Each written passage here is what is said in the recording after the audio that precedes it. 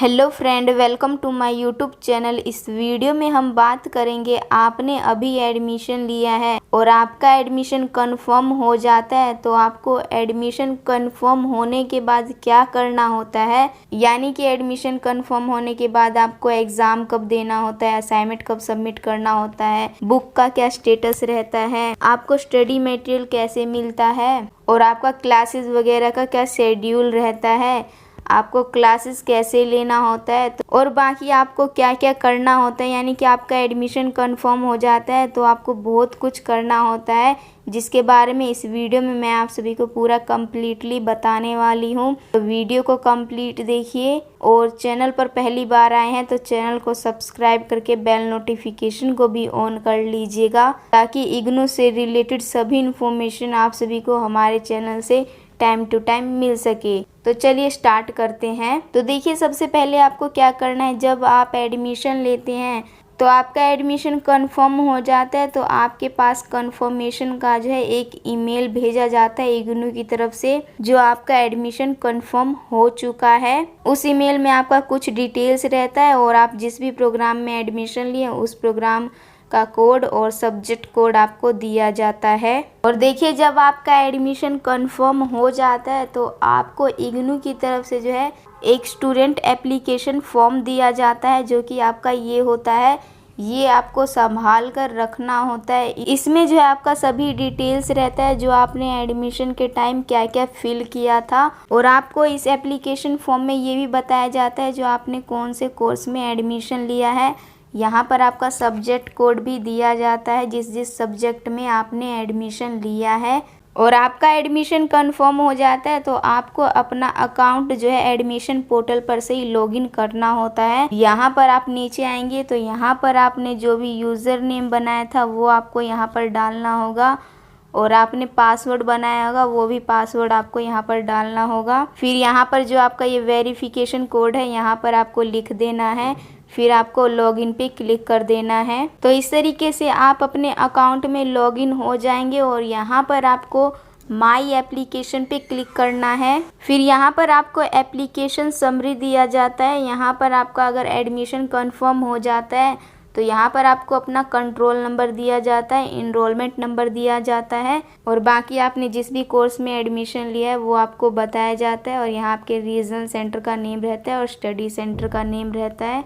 फिर आप यहाँ नीचे आएंगे तो यहाँ पर आपका एडमिशन स्टेटस चेक करेंगे तो एडमिशन स्टेटस कंफर्म शो करेगा, और फिर यहीं से आपको अपना आईडी कार्ड डाउनलोड करने का ऑप्शन मिल जाता है। आपका एडमिशन कंफर्म हो जाता है तो यहाँ पर आपको डाउनलोड पे क्लिक करना होगा आईडी कार्ड डाउनलोड करने के लिए। तो आपका जो आईडी कार्ड है वो पीडीएफ फॉर्मेट में डाउनलोड होगा, तो यहाँ डाउनलोड अगेन पे क्लिक करेंगे। फिर यहाँ पर आपसे पासवर्ड मांगा जाता है आईडी कार्ड डाउनलोड करने के लिए, तो आपका पासवर्ड होता है आपका इनरोलमेंट नंबर। तो यहाँ पर आपको इनरोलमेंट नंबर लिख देना है पासवर्ड में।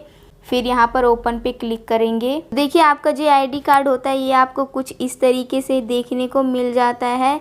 इसमें आपका फ़ोटो रहता है, सिग्नेचर रहता है, और यहाँ पर आपको अपना इनरोलमेंट नंबर दिया जाता है। यहाँ आरसी कोड रहता है और प्रोग्राम का नेम रहता है, और यहाँ पर आपका एड्रेस वगैरह सब रहता है, और यहाँ पर आपको स्कैनर भी दिया जाता है।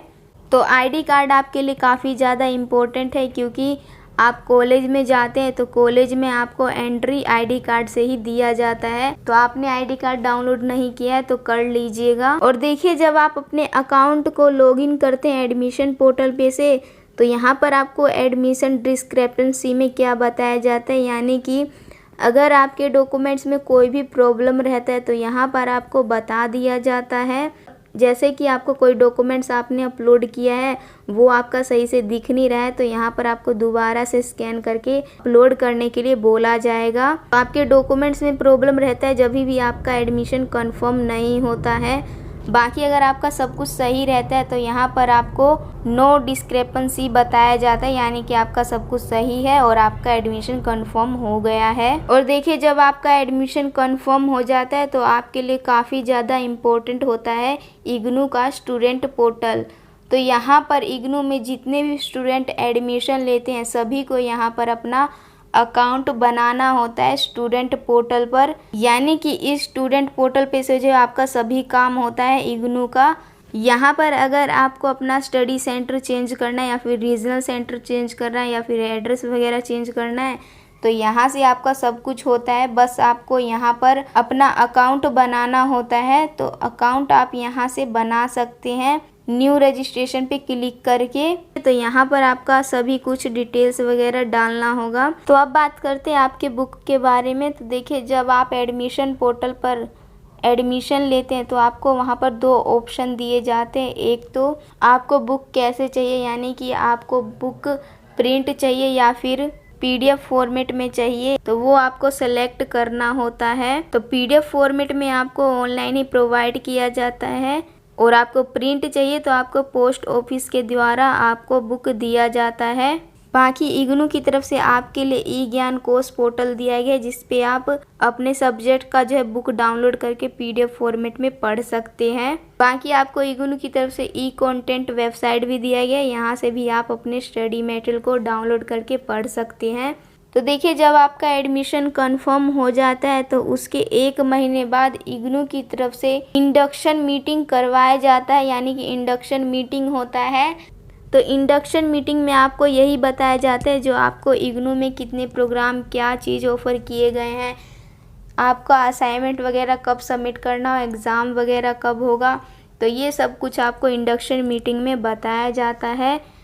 तो इंडक्शन मीटिंग जो है कुछ ही रीजनल सेंटर और कुछ ही स्टडी सेंटर की तरफ से प्रोवाइड किया जाता है, और मेरा मानना है जो आप इंडक्शन मीटिंग जो है ज़रूर ज्वाइन कीजिएगा, जिससे आपको बहुत हेल्प मिल जाएगा। और अब बात करते हैं आपके असाइनमेंट के बारे में। तो देखिए, आपका एडमिशन कंफर्म हो जाता है तो आपका असाइनमेंट का स्टेटस क्या होता है। तो देखिए, यहाँ पर आपके स्टूडेंट एप्लीकेशन फॉर्म में जो यहाँ पर बताया जाता है आपका सब्जेक्ट आपके कितने हैं।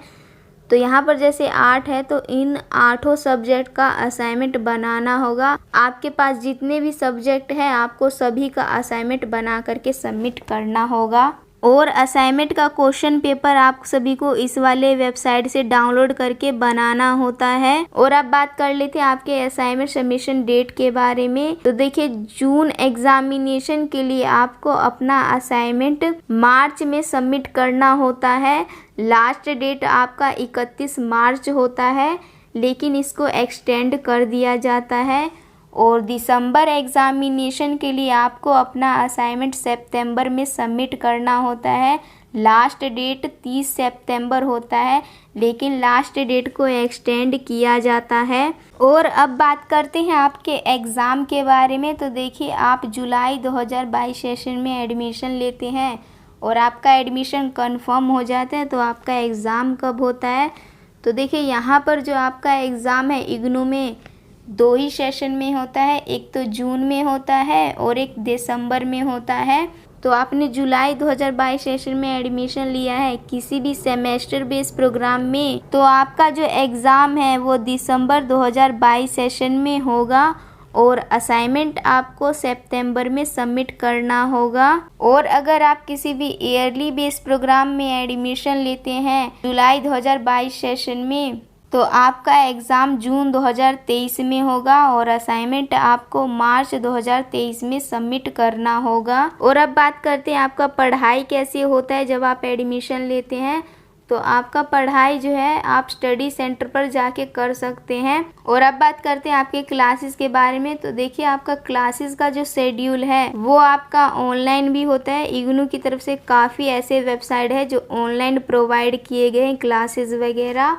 और बाकी आपके ऑनलाइन क्लासेस ज्वाइन करने का आपके रीजनल सेंटर की तरफ से लिंक दिया जाता है, वहाँ से आप ज्वाइन होके अपना क्लासेस भी ज्वाइन कर सकते हैं। और अब बात करते हैं आपका एडमिशन कंफर्म होने के बाद आपको री रजिस्ट्रेशन कब करवाना होता है। तो यहाँ पर आपका ये डाउट होगा री रजिस्ट्रेशन क्या होता है। तो देखिए, री रजिस्ट्रेशन आपका, आप अभी फर्स्ट ईयर कर रहे हैं तो फर्स्ट ईयर में से सेकेंड ईयर में जाने के लिए आपको री रजिस्ट्रेशन करवाना होता है। तो देखिए, री रजिस्ट्रेशन आपको कब करवाना है। अगर आप किसी भी सेमेस्टर बेस्ड प्रोग्राम में एडमिशन लेते हैं तो आपको 6 मंथ बाद जो है री रजिस्ट्रेशन करवाना होता है। अगर आप किसी भी ईयरली बेस प्रोग्राम में एडमिशन लेते हैं तो आपको नेक्स्ट ईयर री रजिस्ट्रेशन करवाना होता है। तो आपको री रजिस्ट्रेशन करवाना बहुत ही इम्पोर्टेंट होता है। अगर आप री रजिस्ट्रेशन नहीं करवाते हैं तो आपका 6 मंथ खराब हो जाता है, इसलिए टाइम से री रजिस्ट्रेशन करवा लीजिएगा। तो आपका एडमिशन कंफर्म होने के बाद ये सभी प्रोसेस करना कंपलसरी होता है। अगर आपका कोई भी डाउट वगैरह रहता है तो नीचे कमेंट बॉक्स में बता सकते हैं। और अभी तक आप सभी ने हमारे टेलीग्राम और इंस्टाग्राम को ज्वाइन नहीं किया तो कर लीजिएगा। वीडियो अच्छा लगे तो लाइक कीजिए, शेयर कीजिए। तो आप मिलते हैं नेक्स्ट वीडियो में। तो जब तक के लिए thanks for watching this video.